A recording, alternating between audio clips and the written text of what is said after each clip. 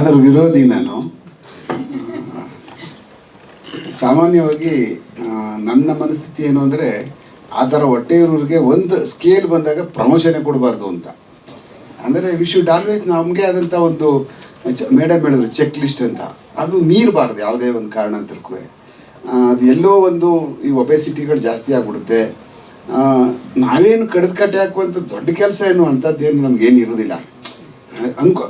Stress ಇರ್ತದೆ, but ಎಲ್ಲರಿಗಿಂತ ಜಾಸ್ತಿ ಕೆಲಸಗಳು ಮಾಡ್ತೀವಿ ನಾವು. ಅದ್ರ ಮಧ್ಯೆ ಏನಾಗುತ್ತೆ ಅಂದರೆ ಇದನ್ನು ಮರ್ತು ಬಿಡ್ತಾರೆ, ಯಾವುದನ್ನು ಅವರ ಫಿಸಿಕ್ನ. ಅಂದರೆ ಅದೇ ಬೇಕಾಗಿರೋದು ಸೊಸೈಟಿಗೆ.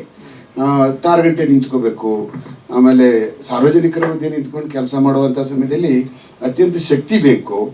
ಅದೇ ಪೂರ್ಣ ನಮ್ಮನ್ನೇ ಅದು ಹೊಟ್ಟೆ ತಿನ್ಕೊಬಿಟ್ರೆ ಅವಾಗ ಏನು ಮಾಡೋಕ್ಕಾಗೋದಿಲ್ಲ, ಕೆಲಸನೇ ಮಾಡೋಕ್ಕಾಗೋದಿಲ್ಲ. ಅಲ್ಲೆಲ್ಲರೂ ಹೋಗ್ಬಿಟ್ಟು ನರಳಲ್ಲಿ ಕೂತ್ಕೊಬಿಡ್ತೀವಿ ನಾವು ಹೋಗ್ಬಿಟ್ಟು. ಅದರಿಂದ ಅದನ್ನೆಲ್ಲ ಅವಾಯ್ಡ್ ಮಾಡಬೇಕು ಅಂತಂದರೆ ನನ್ನ ಲೆಕ್ಕ ಈಗಿದಾರಲ್ಲ ರಿಷಬ್ ಶೆಟ್ಟಿ ಸಾಹೇಬ್, ಹಂಗೆ ನನ್ನ ಲೆಕ್ಕದಲ್ಲಿದ್ದರೆ ಕೆಲಸ ಸುಲಲಿತಾಗ್ತದೆ. ಹಾಗೆ ಪೊಲೀಸಲ್ಲಿ ತುಂಬ ಈ ಥರ ಒಬೆಸಿಟಿ ಇದೆ ಭಾಳ. ಅದು ಪೊಲೀಸಲ್ಲಿ ಕಮ್ಮಿ ಆಗಬೇಕು.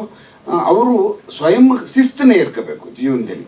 ಏರ್ಕೊಂಡಾಗ ಮಾತ್ರ ಸಾಧ್ಯ ಅದು, ಇಲ್ಲಾಂದರೆ ಸಾಧ್ಯನೇ ಆಗೋದಿಲ್ಲ ಯಾವ ಕಾರಣಕ್ಕೂ, ಪೊಲೀಸಲ್ಲಿ ಎಸ್ಪೆಷಲಿ. Thank you.